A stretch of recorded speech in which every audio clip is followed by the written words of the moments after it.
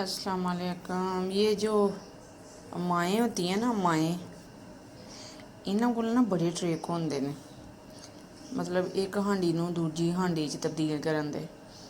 ते कुछ इहो जेही तब्दीली मैं भी अज कीती। असां बनानी सी बिरयानी, ते ओह्दे वास्ते मैं रक्खेआ ना गोश्त, मसाला मसूला बिच टमाटर बिच 4-5 पा के, बिच प्याज लसन डाल के, ते ਉਹਨੂੰ मैं तकरीबन गोश्त ਨੂੰ गलाउਣ वास्ते 20 मिनट ਜਿਹੜਾ ਨਾ ਰੱਖਿਆ। बीफ पुलाव बनाना सी, बीफ बिरयानी बनानी सी। ते जनाब वो चावल ईद का तीसरा दिन सी, ते पता कीता ते चावल लब्भे कोई ना, घर वाले सी खत्म होए। ते मैं जी जनाब आखिया हुण की करिए, चावल सारियां दुकानां फिर रहे नहीं लब्भे। ते असां जनाब फिर असी इहनूं कन्वर्ट किया कौरमे विच। मैं गला गलू गए ते कढ़ाई लई सोहनी बड़ी, ਉਹਦੇ ਵਿੱਚ सुट्टे जनाब प्रैशर ਨੂੰ ਵਿੱਚ रोड़िया, ਵਿੱਚ गोशत जिन्ना भी सारा मसाला मसूला पाया जी बिच। ते नमक मर्च मैं अगे ਉਹਦੇ 'ਚ लाइट जिहा रखिया सी, मैं किहा चलो बिरयानी मसाला डालना। ते फिर ਉਹਨੂੰ ਅਸੀਂ ਹੁਣ चेंज करके कौरमे ਵਿੱਚ कर लिया कन्वर्ट।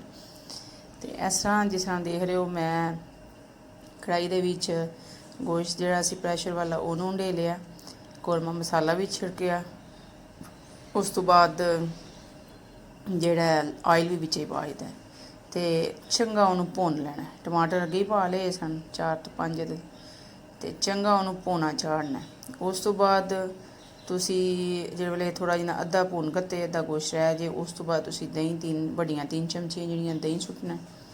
ਦਹੀਂ ਸੁੱਟਣ ਤੋਂ ਬਾਅਦ ਫਿਰ ਤੁਸੀਂ ਭੁੰਨਾ ਚਾੜਨਾ। ਹਾਂਜੀ, ਸੱਜੇ ਖੱਬੇ ਪੁਆ ਦੇਣਾ, ਵਿੱਚ ਸੁੱਕਾ ਧਨੀਆ, ਜ਼ੀਰਾ, ਕਲੌਂਜੀ ਪਾ ਪੂ ਕੇ ਨਾ।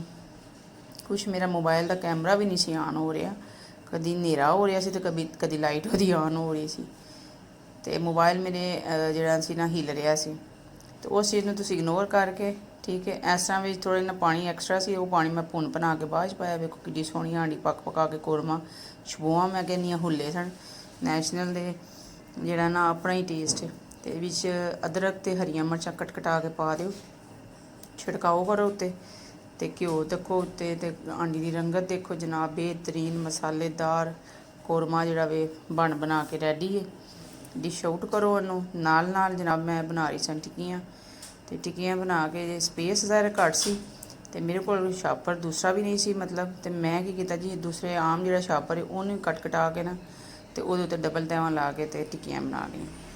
ਇਹ ਦੇਖੋ ਜੀ ਸੋਹਣਾ ਬੜਾ ਰੰਗ ਕਿੱਡਾ ਆਇਆ ਆਂਡੀ 'ਤੇ।